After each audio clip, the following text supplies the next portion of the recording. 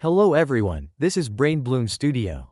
Today we are going to talk about something that might feel a little awkward but is actually something everyone has wondered about at least once. Should you clean your ears regularly, or should you leave them alone? And did you know that earwax is not the same for everyone? In fact, people in Asia and Europe have different types of earwax. Let's take a closer look at what earwax really is, why it exists, the differences between people, and what science says about ear cleaning. First of all, what exactly is earwax? Earwax, also called cerumen, is not just dirt or waste. It is made of a mix of secretions from the ear canal, tiny bits of dead skin, and dust or particles from the outside world. And it has a very important role. Earwax is like a protective shield. It stops bacteria and fungi from growing inside the ear, and it prevents dust and debris from reaching the eardrum. In other words, earwax is not something dirty to be removed. It is something your body produces to protect itself. So then, should you clean your ears or not? Doctors say you actually don't need to clean deep inside your ears. That's because your ears are designed to clean themselves. When you chew food or talk, your jaw moves. And that movement helps earwax slowly move outward from deep inside to the outer ear. Most people don't realize it, but the ear is naturally pushing wax out on its own. So in many cases, earwax will just fall out by itself without you even noticing. But not everyone has the same experience. Some people feel like their ears are always blocked, while others rarely have a problem. Why is that? The difference often comes from the structure of the ear canal. If the canal is narrow or has many curves, it is harder for wax to move out naturally. So it builds up and causes a blockage.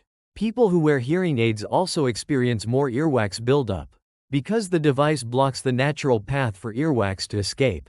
And sometimes, skin conditions or overactive glands make the ear produce more wax than usual.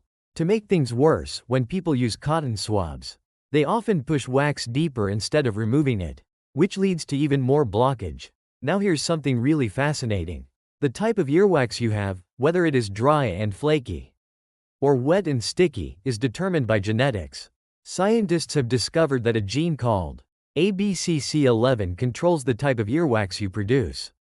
Most East Asians have dry, crumbly earwax, while people of European or African descent usually have wet, sticky earwax. And believe it or not, this same gene is also related to body odor.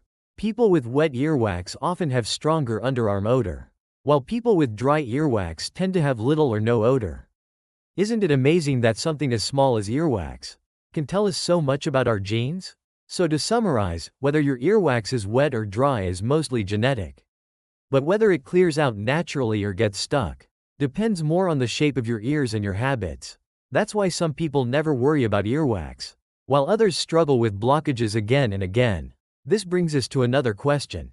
Many people wonder if it's better to clean your ears after a shower, when everything feels soft and moist, or when the ear is dry. After a shower, earwax can absorb water and feel softer, so it seems easier to clean. But the problem is that moisture in the ear creates the perfect environment for bacteria and fungi to grow. That can lead to painful infections. On the other hand, if you clean your ears when they're dry, the wax is harder and you might end up scratching the delicate skin inside the ear canal. So which one is better? The truth is, neither option is really safe. That is why ear specialists say it is best not to dig deep into your ears at all.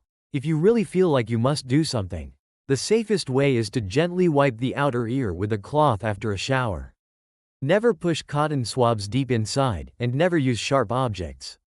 If you feel like your ears are clogged, if your hearing seems reduced, or if you hear ringing, the right choice is to visit a doctor who can remove earwax safely with the proper tools.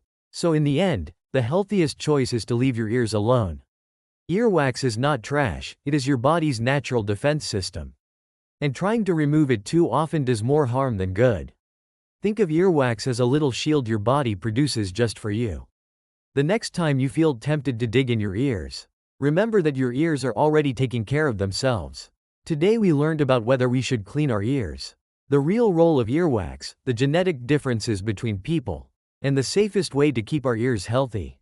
Something as small as earwax actually carries a huge story about our bodies, our habits, and even our genes. Thank you for joining me today.